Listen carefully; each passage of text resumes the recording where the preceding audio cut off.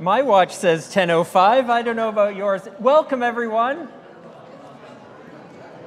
It's good. Chat, coffee, it's all important. We'll start when you're ready.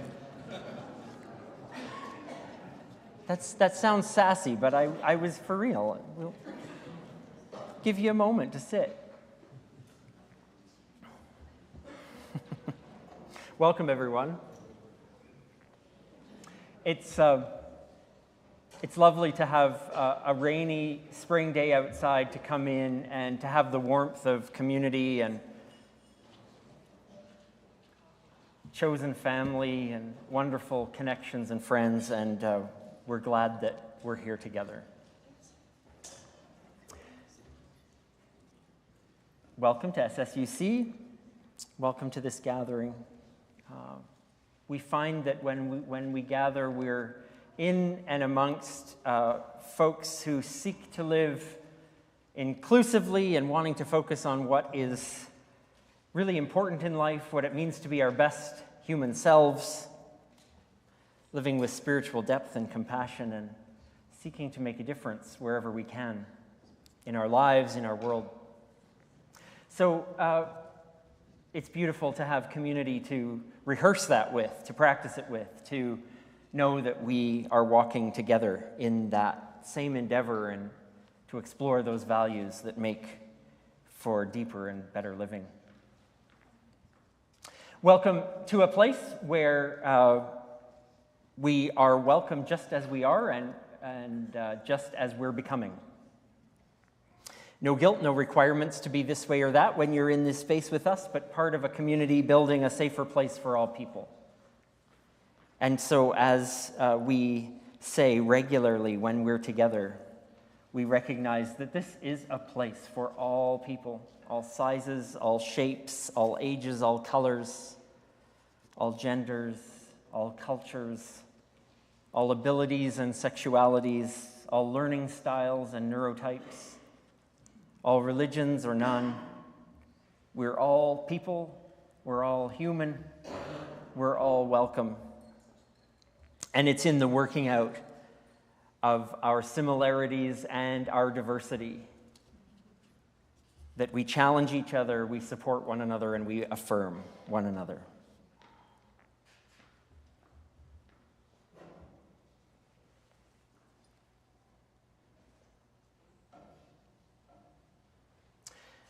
This light and this candle symbolizes so many things to each of us. Our community candle, which recognizes that we are all together in this endeavor called living. And whether we're in this room or we're joining at home, or we're strangers or newcomers or long-timers, we all share this light and help to tend it for each other. That spark, that light, that sacredness within us all.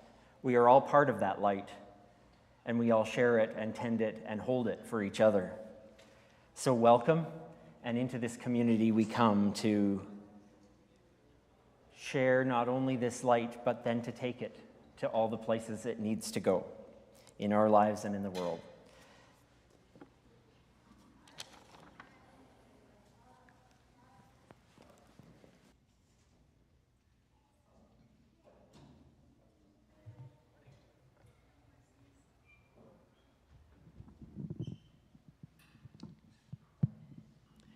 Good morning. I'm Sheila Parsons, and I'm your companion this morning. And I have the duty and a good responsibility to honor the land of which we reside on. We gather with gratitude for this place we now reside, for the reality that this is an ancient and beautiful land, part of the sacred Mother Earth. In its very existence, Earth is sacred. We are grateful for this place, cared for by the Indigenous ones who dwelt here and continue to live here with us on Treaty 6 territory.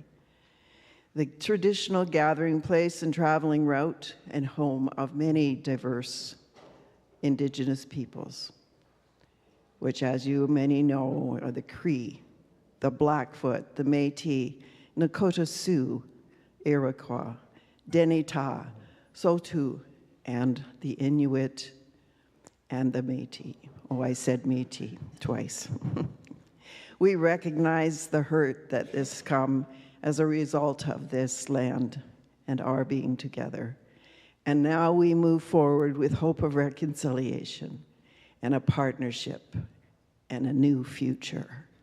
Let it be so. And now let's sing the song, Turning of the World.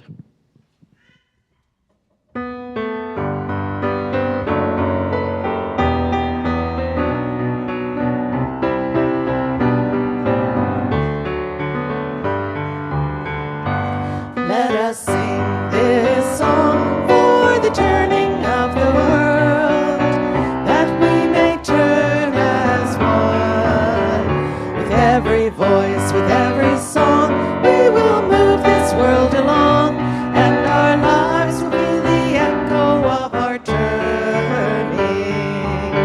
With every voice, with every song, we will move this world along.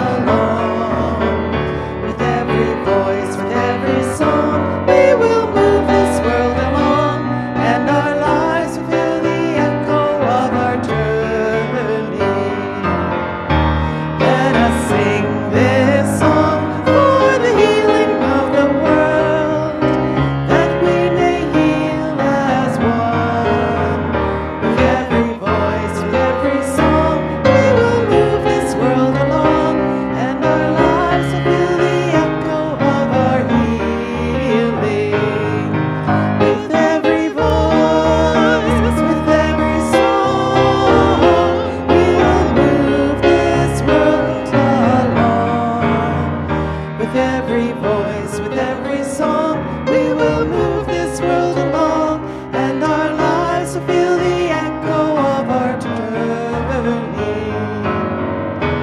Let us sing this song for the loving of the world, that we may love as one.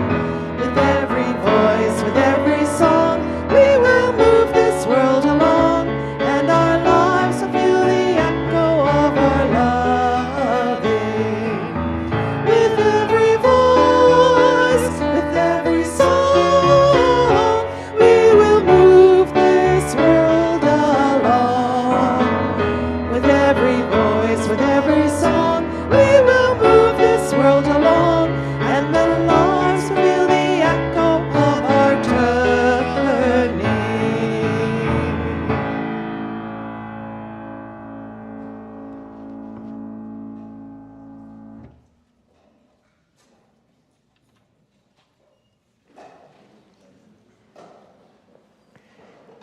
It's time for all ages, which isn't to say that every other time isn't, but this one is specifically for the young, the old, the tall, the small. You're welcome to come to the carpet.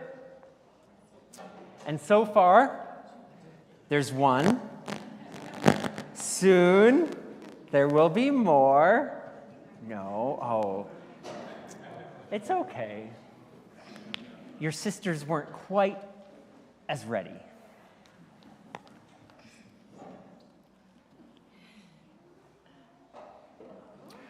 Well, whether we are on the carpet or in our chairs, this is something for everyone. It's one of my favorites, and I've read it before. But if I know anything about us, it's you can never read a story too many times. Hello. I was distracted. It's called The Sneetches by Dr. Seuss. Hello. Yes. Will you come sit? I can help you. Okay, helping is great. Thank you. So, as I read this story, you can look at the book for the pictures, or you can look up at the wall, and there's pictures up there too. Now, the Starbelly Sneetches had bellies with stars. The plain belly Sneetches had none upon theirs. Those stars weren't so big, they were really so small. You might think such a thing wouldn't matter at all. But because they had stars, all the Starbelly Sneetches would brag, "We're the best kind of Sneetch on the beaches." With their snoots in the air, they would sniff and they'd snort. "We'll have nothing to do with the plain belly sort." Thank you. Oh, boo, boo, boo, boo. I'll just fix it for you. Hold on, let me fix it and then you can have it back. So when I double tap, Yeah, don't double tap. it just like drags it out. Perfect. Every piece of tech has its secrets, and you're learning. Where was I? We'll have nothing to do with the plain belly sort. And whenever they met some, when they were out walking, they'd hike right on past them without even talking. When the Starbelly children went out to play ball, could a plain belly get in the game? Not at all. You only could play if your bellies had stars. And the plain belly children had none upon theirs. Next page, it's the one with the weenie roast. There we go. Oh, no, one back. It's lagging. It's tricky. It's lagging. Yes, there it is. When the Starbelly Sneetches had Frankfurter roasts, or picnics, or parties, or marshmallow toasts, they never invited the plain belly Sneetches. They left them out cold in the dark on the beaches. They kept them away, never let them come near, and that's how they treated them year after year. Then one day, it seems, while the plain belly Sneetches were moping and doping alone on the beaches, just sitting there wishing their bellies had stars, a stranger zipped up in the strangest of cars. "My friends," he announced, in a voice clear and keen, "my name is Sylvester McMonkey McBean. And I've heard of your troubles, I've heard you're unhappy, but I can fix that. I'm the fix-it-up chappie. I've come here to help you. I have what you need, and my prices are low, and I work at great speed, and my work is 100% guaranteed." Okay, then quickly, Sylvester McMonkey McBean put together a very peculiar machine. He said, "You want stars like Starbelly Sneetch? My friends, Wait, I think I see a crack. you can have them for $3 each. I think I see that crack. Just pay me your money and hop right aboard." So they clambered inside. Then the big machine roared, and it clonked, and it bonked, and it jerked, and it burked, and it bopped them about. But the thing really worked. When the plain belly Sneetches popped out, they had stars. They actually did. They had stars upon theirs. Then they yelled at the ones who had stars at the start. "We're exactly like you! You can't tell us apart! We're all just the same now, you snooty old smarties. And now we can go to your Frankfurter parties." "Good grief," groaned the ones who had stars at the first. "We're still the best. We're still the best Sneetches, and they are the worst. But now how in the world will we know?" They all frowned. "If which kind is what and the other way round?" Then up came McBean with a very sly wink. And he said, "Things are not quite as bad as you think. So you don't know who's who? That's perfectly true. But come with me, friends. Do you know what I'll do? I'll make you again the best Sneetches on beaches, and it will cost you only $10 eaches." "Belly stars are no longer in style," said McBean. "What you need is a trip through my star-off machine. This wondrous contraption will take off your stars, so you won't look like Sneetches who have them on theirs." And that handy machine, working very precisely, removed all the stars from their tummies quite nicely. Then, with snoots in the air, they paraded about, and they opened their beaks, and they let out a shout. "We know who is who. Now there isn't a doubt. The best kind of Sneetches are the Sneetches without." Then, of course, those with stars got all frighteningly mad. To be wearing a star now was frightfully bad.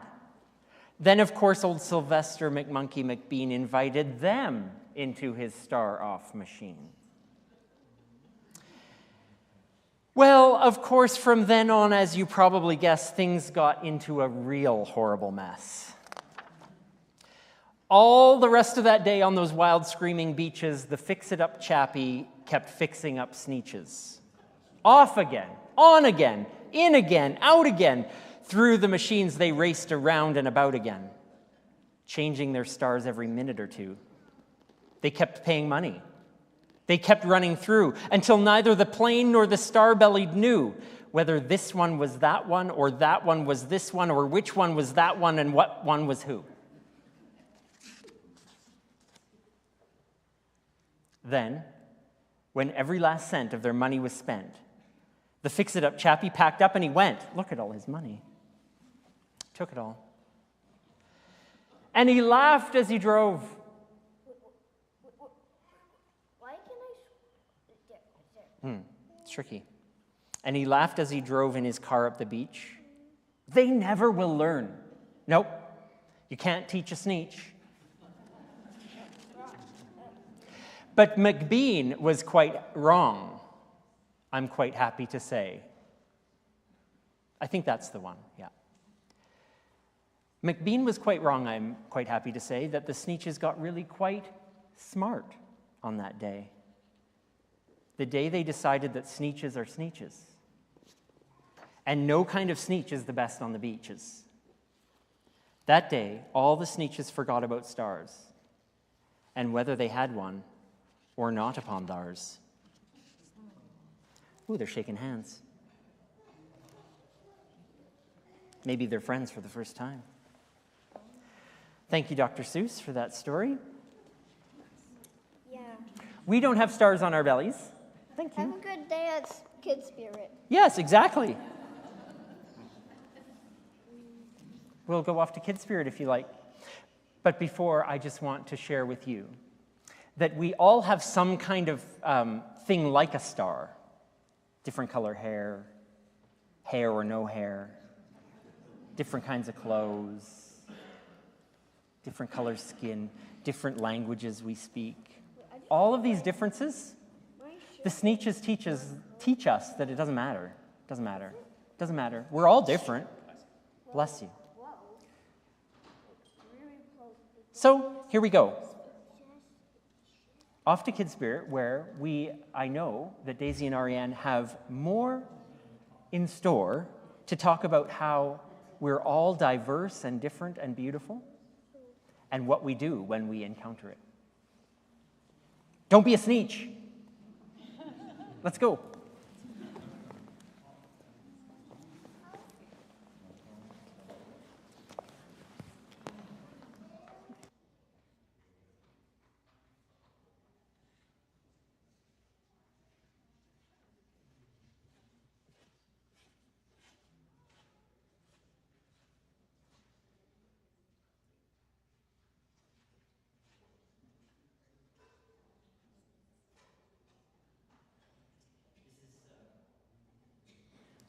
This is our time, a chance to share a few invitations with you, and I'll just say a few things, and then there's a few folks that have some exciting things to share. Of course, we're grateful to each and every one of you for your presence and for all the ways that you support this community. And I'll just remind us again, we don't just support with our donations and with our checks and with our bank withdrawals and all of that. We support with being here, with creating the community that we create, with pitching in wherever we can, and doing the things that make this place a special place that makes a difference both here and really around the world. So if you do want to support us financially today, you can do that online at any time through our website. You can drop an envelope in the box at the back, or you can support our grocery card program. And Bill tells me that he sat there with a lot of grocery cards this morning and just a few customers. He'd love to share some more grocery cards with you. If you have to eat this week, maybe you'd like to support us while you spend your money at the grocery store. with the fix-it-up chappies over there. That ended up being a political statement, and I didn't really quite intend that, but it works out. That's fine. I would like to invite everyone that's part of this community to join with the Fontaine family immediately after, I say immediately, shortly after our gathering concludes today. We'll have a time in the garden. The rain is going to let up, and we'll have a chance to have an interment service with Amy and Harvey's ashes in the memorial garden. It's always a beautiful time to remember them as beautiful members of this community. And as they both died in the winter, it wasn't possible to be in the garden then. So now that the garden is looking lovely and coming back to life, we'll share a time in the garden. We'll come back here and place a leaf on the Circle of Life tree, and then we're invited to a light lunch. So please feel free to stay and participate in that. And speaking of loved ones, our dear Reverend Dr. Charles Bidwell, who died now coming on 2 years ago, will be honored at St. Stephen's College in the coming weeks. In fact, on June 8th, it's a Saturday morning at 10 a.m., a new version of a sculpture that is placed already in the courtyard, a planting of a new tree, and a new plaque to honor Charles and all he contributed to St. Stephen's College will happen on that morning. We're all welcome to participate and be there. Charles was not only instrumental in decades of work at St. Stephen's College, he was a longtime member of this community, such an activist in the queer community, and such a presence in the city of Edmonton, and so we'll honor Charles again in that way on June the 8th. Joe has some information that we need around our upcoming event where we get to share our treasures with the world. So I am Joe Nicholas, and I'm making an announcement on behalf of the Thrifty Market that's going to be happening on July 6th. Now, you all know that in the past, the lead up to the garage sale has been huge, and we're expecting the same thing this year, only it's going to have a little different format. So I have 6 questions for you, and you can answer them to me, you can phone me, you can email me, or Joan. Our emails and phone numbers are in the morning messenger. Did you know that it's less than 50 days till our Thrifty Market? And have you started accumulating? You know, going through your stuff. How much stuff do you need? Do you remember where you got that stuff? Do you remember why you're keeping it? And are you wondering what you're going to do with it? And do you have some time to donate? Starting July 2nd to July 6th, we need some more volunteers. The volunteers that we're asking for are less than half of what we've needed before. We've tried to pare it down because we don't have as many volunteers. I'm trying to write it all down so I don't go off topic. Do you have any large items, furniture items, treadmills, things like that, that number one, we don't want you to have to bring here, and number two, you don't want to have to bring here? What we're doing this year is we're posting them online, and we're sort of having an online section of the garage sale. And the last question is, do you have any questions about the thrift market this year? So all of these things can be answered by myself or by Joan. Like I said, our information is in the morning messenger. Please don't hesitate to contact us.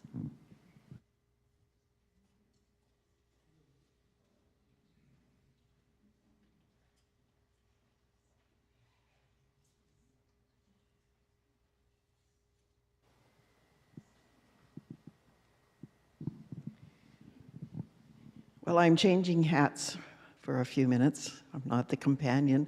I'm now from the Outreach Committee. And some of you may have read in the Morning Messenger about the Pilgrimage for Peace, or the Peace Walk, or Palestine-Israel Peace Walk. And I'm here to encourage all of you folks to join in our Peace Walk that is accompanying the sort of global movement of peace and walking of a number of Christian groups as well as a few Muslim groups to walk meditatively, but that doesn't mean you can't talk to friends.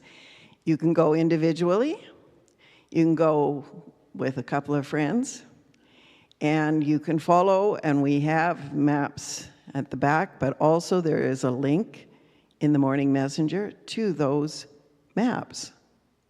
But if you don't wish to walk that far, Dara has been very industrious and found a place, and there's a link also where you can go on it and you can take your prompt from your computer or your tablet or your phone, and you can follow where you walk that day around the number of blocks or around, one of the parks, and it will calculate exactly how many kilometers you walked. Now, a lot of people also have the step counters on their wrists or on their phone. We can convert that, and you will be bringing it back here, and I'll be recording, because we want to walk between now, 19th, and June 16th, all the way from Rafah up to Haifa in Israel. And we're going to add them all together, and it doesn't take too long. Like, it only takes from Rafah to Gaza City, which is 41 kilometers. Take 10 people walking 4 kilometers that week to get there. And all that we ask is just that you think about peace and peace for that region. Okay, that's the walk part of it. Our moderator is walking on Wednesday in Ottawa with some of our partners and other people in Kairos, and they are walking to Parliament Hill and presenting a letter, and I'm not sure whether it's to Jolie or to the Right Honourable Justin Trudeau.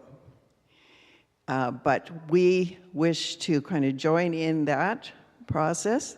We have our own letter. So the next thing I want you to think about, on my left-hand side in the tables there's a little marker that says SSUC letters. Please sign the sheets there. It's official letter, and I'm going to read it to you. And our board chair will sign it, but we also want to include all the names we can possibly include. And this is what it says. We at Southminster Steinhauer United Church are part of a global movement, a movement in prayerful solidarity with the people of Palestine and Israel. We call for a just peace.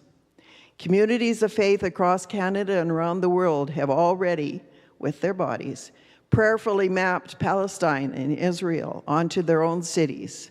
Canada-wide local walks and in our communities have walked and will continue to accompany the walk to Parliament Hill on May 22nd, 2024, and onwards towards peace. We walk with our faith community to urge the Canadian government to support the calls for an enduring and sustained ceasefire, essential to allow for safe delivery of critical humanitarian relief into Gaza, an immediate flow of the life-saving food, water, aid, fuel, and humanitarian assistance, the release of all hostages, an end to Israel's occupation of Palestinian land secured in the Palestinian-Israeli Accord in 1968, so that a just peace can begin. We call upon you to ensure Canada supports building the conditions for a just, lasting peace, where safety, respect for rights, justice, and human dignity is safeguarded for all. We call on you to ensure Canada supports international efforts to hold all parties accountable for violation of international law and to commit to a long-term engagement in the region to secure safety and peace for Israel and Palestine. Thank you for your immediate attention to this matter, sincerely. And it'll be immediately signed by Kay Kellerman, our board chair. But attached to it will be all your names, we hope. So I'm hoping that you will. Next to it, there are templates and stuff. If you want to write individually, we find that really helpful. So letters that you could write, plus emails.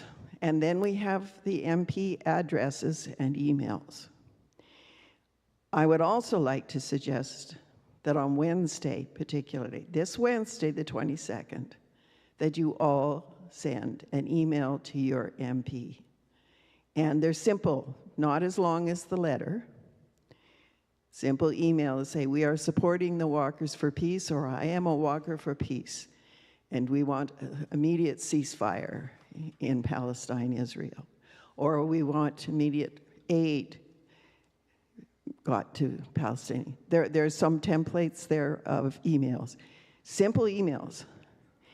And most of the MP's emails are the House server, Canadian House of Commons server. And so it's your MP's first name dot last name, and then it says at PARL, P-A-R-L, for Parliament dot GC, Government of Canada, just the gc.ca. Wouldn't it be nice if we get enough emails from across Canada to drive that server nuts?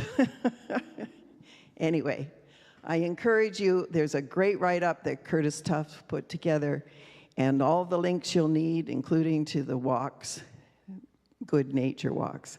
And walk is healing in and of itself. And just one last comment on this lengthy message today. Rapha means healing in Hebrew, PH, Rapha.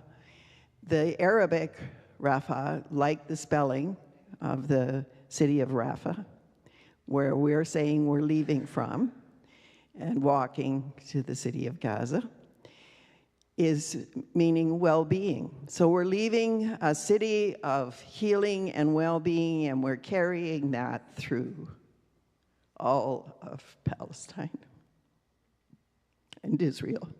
Sorry, I get all choked up. But anyway, please do your best to sign up. Thank you.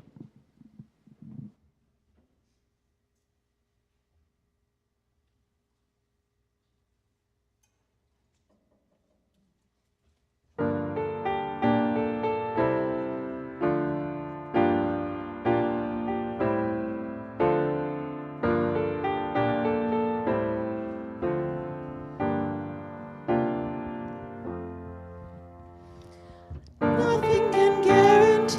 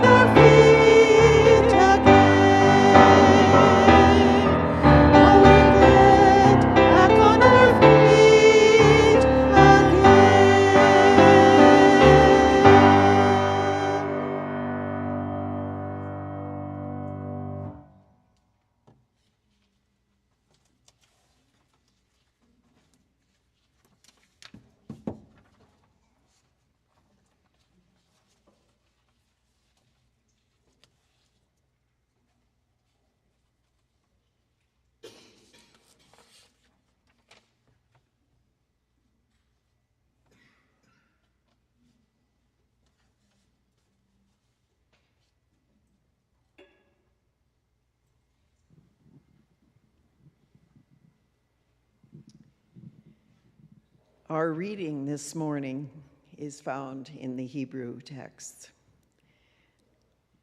written around the 7th century and 5th century BCE, and it is written in what we used to refer to as the Old Testament. The writer is instructing the Israelites to remember their story of exile and enslavement in Egypt and demonstrate their thankfulness for their freedom, to regularly show their gratitude in their religious life. And the Jewish community continue to this day to do this in their weekly rituals and readings from Seder and Passover festival, reciting some of the words that I am going to read to you from Deuteronomy 26, 1 to 11. And this is a paraphrase of it.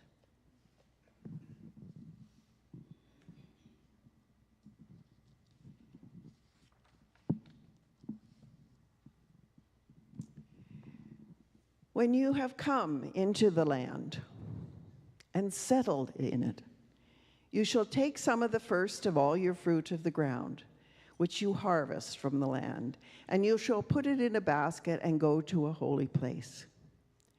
You shall go to the priest who is in the office at the time and say, "Today I declare that I've come into the land."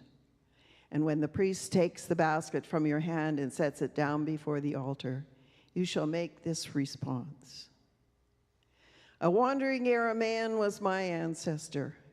He went down into Egypt and lived there as an alien, a foreigner, few in number, and there he became a great nation, mighty and populous.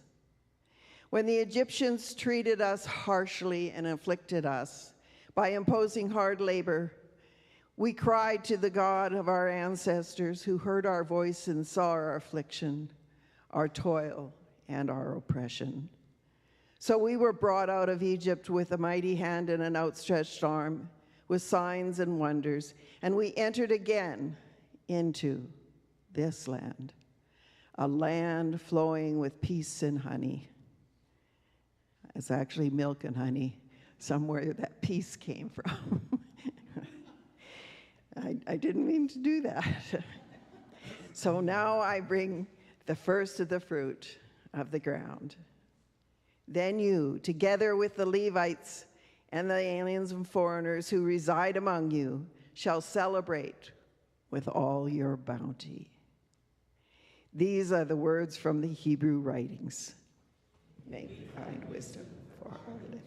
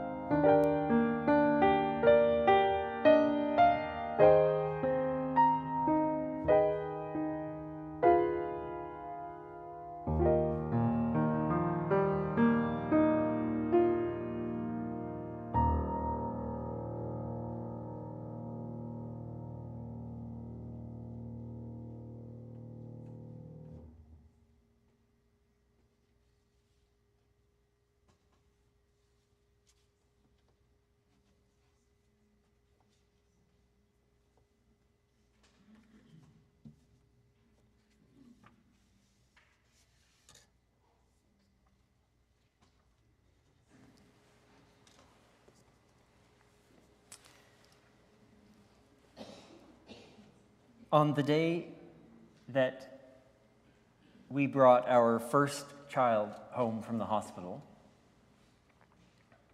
we pulled up to the house, which was this one right here, a small, cozy little grad school apartment. And we brought our precious little bundle up to the front door, then reached for the house key, and it wasn't anywhere.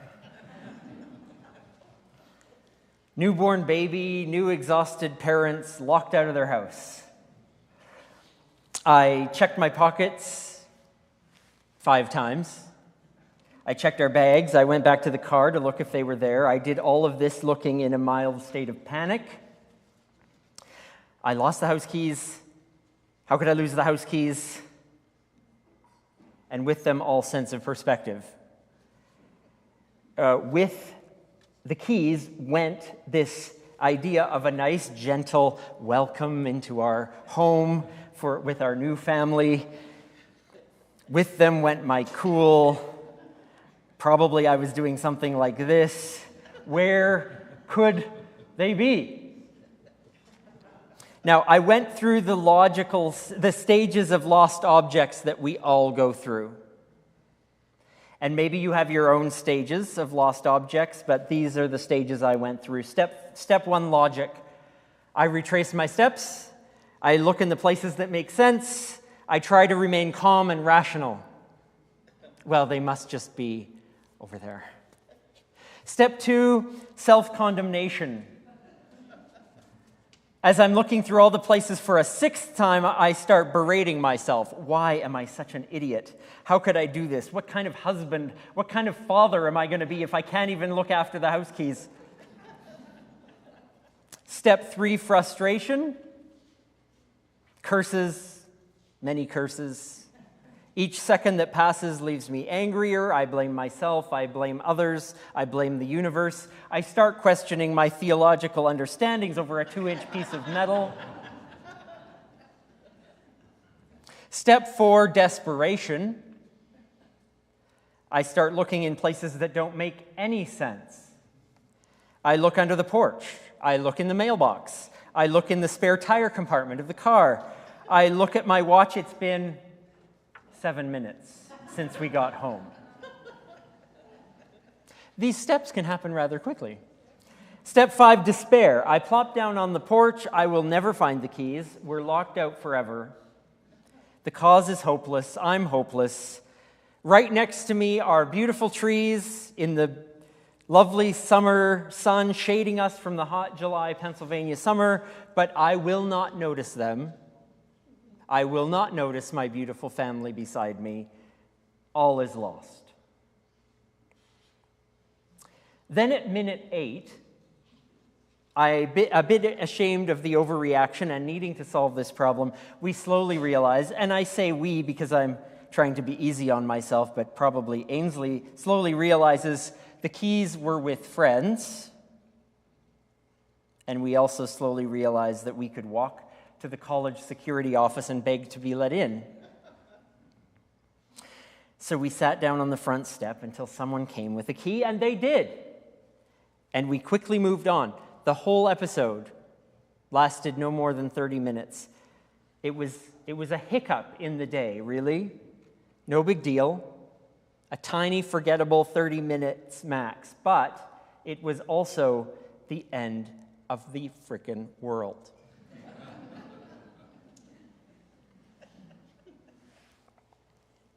It is not much fun being on the outside looking in.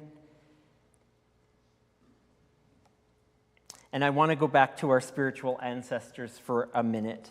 There's wisdom to be found in this 25 centuries old words from the Jewish texts. It tells of a migrant people on the verge of crossing into the promised land. They are given a lengthy set of instructions to help them. They haven't been in this land for generations. They have heard stories of what it's like, but they have been enslaved. They have been in Egypt. A wandering Aramean was my ancestor. He went down into Egypt and lived there as a foreigner. It suggests right away that our histories are full of wandering outsiders. As we look at our ancestors of faith, we are going to recognize a theme. And this is just a few. This is just off the top of my head. Abraham and Sarah were immigrants who left the land of their birth and became resident foreigners in a faraway place, knowing that they would build their family there, but they didn't know a single thing or a single person. That's a colorful coat. Reminds us of Joseph, caught up in a whirlwind of family, economic, international conflict. As a detained alien, a detained foreigner whose traumatic, probably queer journey ultimately gained him legal status and enabled him to feed his family. Moses, abandoned, became a resident of Egypt and the one who led a band of desperate refugees on a desert trek toward freedom. Ruth and Naomi. Ruth stayed with Naomi as a foreigner in Israel, two women committing their lives and their survival to each other in this place that was and promised to be hostile to them. We all have within us this story of being an outsider. So many stories begin that way if you think of our epic, those epic stories that surround us in pop culture, wherever. There's always someone who feels somehow like an outsider. There's some hero's journey that begins in a foreign place, in a place we don't understand, in a place that they don't feel they belong. So let's talk about our own sense of being an outsider. Maybe in our own families or our own personal stories. I'll ask, what is that place for you? You don't have to answer out loud. Maybe it's a new situation you found yourself in, a new city, a new country, at some point in your life. Is it your experience of being in the closet or your coming out journey? Is it feeling somehow apart because of your background, your culture? You're feeling different in any way? Is it as simple as being kept out of an inside joke? Was it when you walked in here for the first time and wondered what you'd find? We've all been the stranger. We've all been the foreigner. We've all been the one outsider at one time or another. And the call in Deuteronomy is beautiful, not only to remember our connections with that past, with our own past of being that outsider, but it's a call to action. After being given directions on how to show gratitude for the place they ended up, this bunch of Hebrew travelers are given one last piece of instruction, and I think it's the most important. Sure, bring your offerings, show your gratitude, but this one, the last one, then you, together with the Levites and all the foreigners who reside among you, shall celebrate with all you have. This isn't to say, stick to yourselves. Make your way. I know you're alone, but you'll just persevere. No. This was the only way to celebrate is together. The only way to celebrate what we have is together with all those who are outsiders, all the aliens, all the strangers, all the foreigners, all the ones who feel pushed out. That's the only way.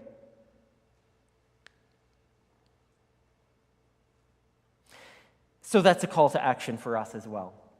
I really do love the adage that instructs us to be the person we needed when we were younger.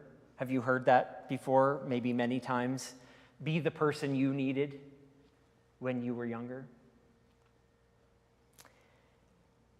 Our own experiences of being on the outside should be telling us how we need to be with others that intersect with our lives, with any who are or feel excluded, any who are on the outside looking in.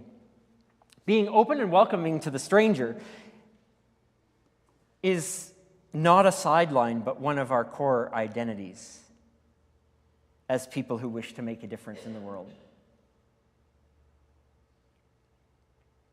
So, we together, but also individually, practice this borderless, classless, genderless, raceless, beyond all barrier, radical hospitality, which is very hard to do. Because we like to hang out with people who agree with us and like us and look like us. It's really hard. And because it's hard, it's the reason why communities exist. One of the reasons why communities exist. It's hard to do on our own. It's easier to do with a group of others. If a group like this one says, yeah, we want to talk about being radically hospitable, we want to be inclusive, then it's easier to do that together because we can say, who are the outsiders among us and how can we together, arm in arm, offer what is needed.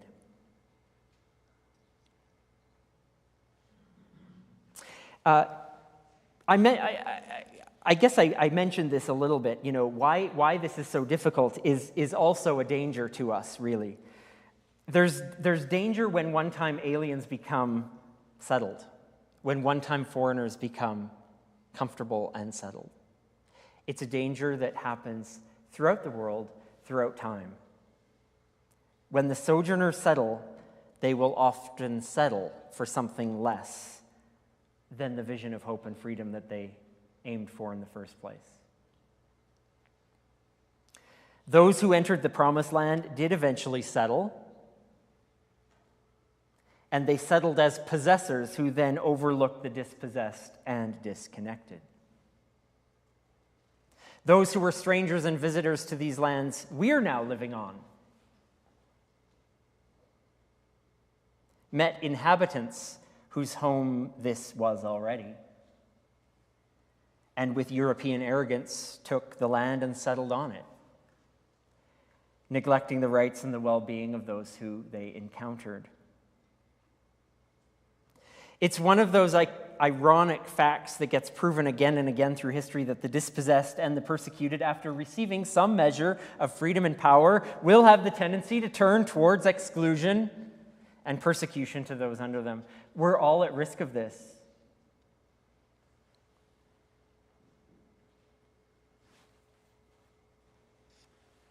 This quote by Audre Lorde, "The true focus of revolutionary change is never merely the oppressive situations that we seek to escape, but that piece of the oppressor which is planted deep within each of us."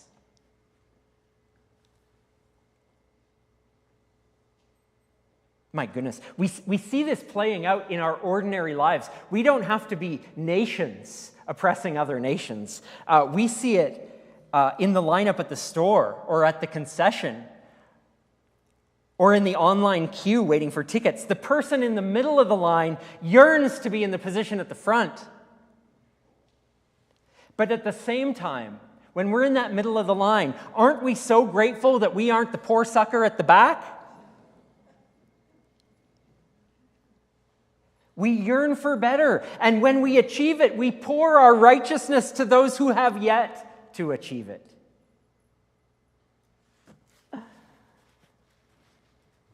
Soon, even the outsider becomes the insider. And that's the danger. We must refuse to settle until there are none settle. We must refuse to settle until there are none displaced from the party. Not our Indigenous neighbors, not the queer and trans youth displaced from their homes, not the growing numbers of folks that struggle to afford rent in any of our neighborhoods, let alone a mortgage. Not the seniors that feel forced back in the closet in order to get the housing they need. Not those that we entrust with power to do the work of our cities and province and country, and not those without any power at all.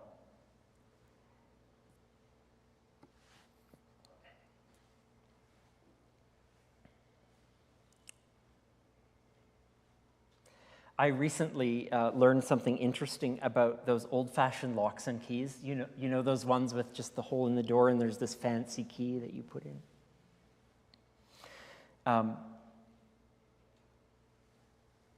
The door can be locked from both sides, obviously. But if a door is locked from the inside with the key still in it, if the door's locked and the key is still in there, a locksmith can use pinchers for grasping the point of the key from the other side, grasp the point of the key and turn it. And that tool for a locksmith, I'm told, is called an outsider.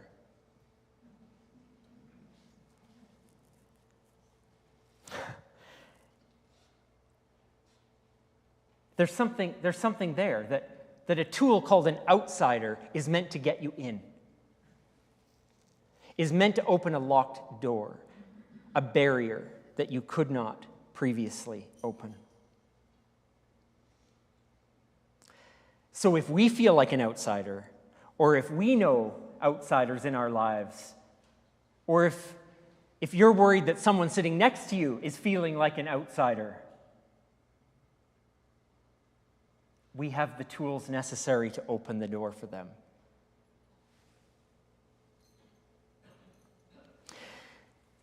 So let me just conclude to say that things are going to go wrong.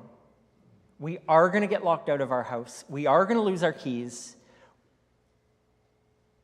Our laptop is going to malfunction, and I know for a fact that at least a handful of you are dealing with that right now. Our relationships are going to stumble and seem irreparable. These moments are going to derail us. Some of them are minor, some of them are major. They're going to derail us into frustration and self-condemnation and despair. But they're also invitations to broaden our perspective. They're reminders to look beyond ourselves. Places for us to feel and then use those frustrations to fuel and spark our compassion. To remind ourselves that our failures and successes don't define us. Instead, everything we do and all that we are, they link us to our humanity, and we're all in that together. And so that's the invitation in each of our lives, to tap into the memory of being other, to tap into our own stories of being and feeling outside, and begin to recognize the critical need for togetherness, refusing to lock the door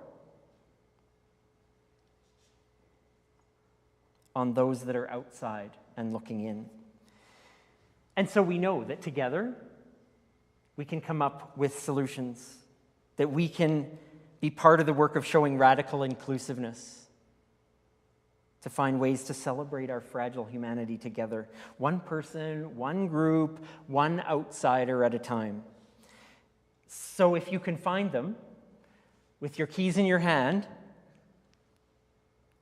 let's open the doors and get to work. May we live to make that so, for each of us and for everyone we encounter every single day.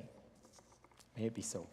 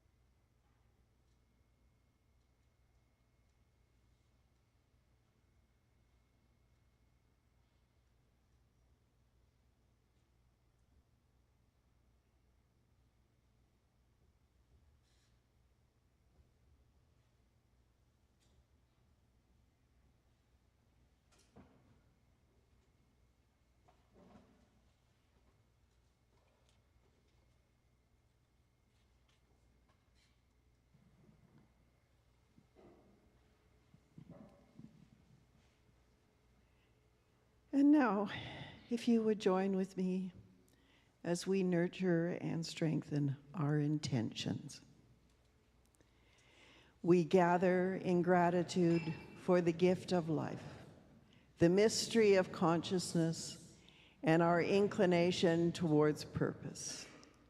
In a world where violence shakes our peace, obstinance inhibits mutuality, and overt individual diminishes community, we gather to seek strength in confronting our world with our spirited living.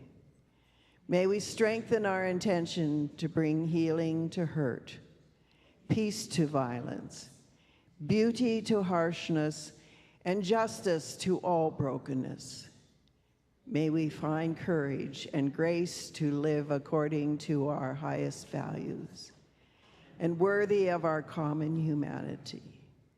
We pray as those born of light and love, that it may be so.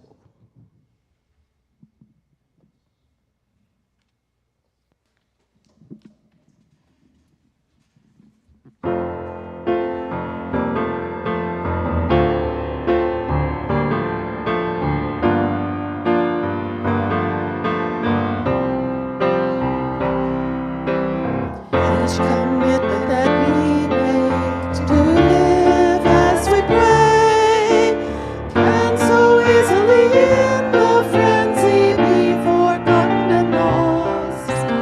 Keeping focused true and strong, we will not give up or stray.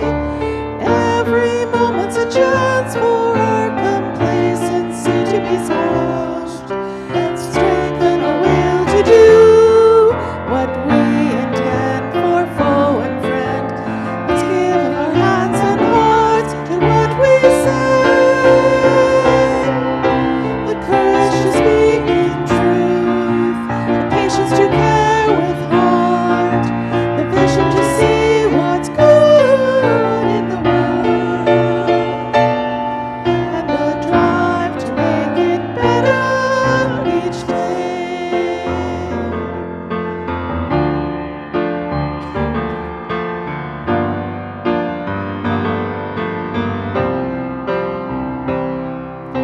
Sharing joys and bearing strains can be pledged at the start, but convictions of our purpose call for more.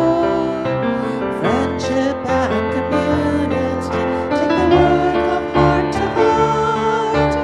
We might be the ones who'll make another spirit soar. Strengthen our will to do what we intend for foe and friend. Let's give our hands and hearts to what we say. The courage to speak the truth, the patience to care with heart, the vision to see what's good in the world, and the drive to make it better each day. It takes one moment for better breath, one moment for a better world, one moment for a better way to live. Strengthen the will to do what we intend for foe and friend. Let's give our hands and hearts to what we say. The courage to speak the truth, the patience to care with heart, the vision to see what's good in the world, and the drive to make it better each day. The drive to make it better each day.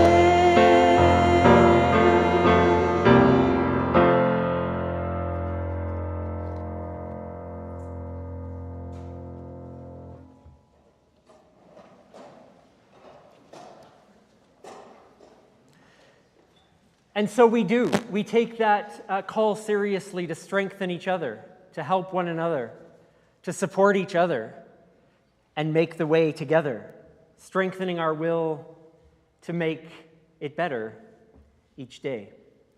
We go in peace and love and connection.